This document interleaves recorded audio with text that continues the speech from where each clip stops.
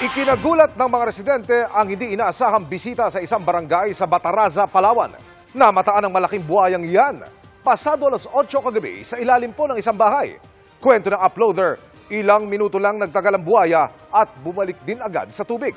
Madalas daw may naliligaw na buhaya roon pero nababahala sila sa posibleng panganib nito, lalo po sa mga bata.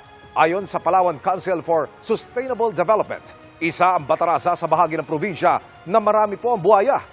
Paalala ng mga eksperto, sakaling makakita ng buhaya, huwag itong lalapitan o hahawakan. Kung nasa bakuran ng buhaya, kumuha ng kahoy para bugawin ito.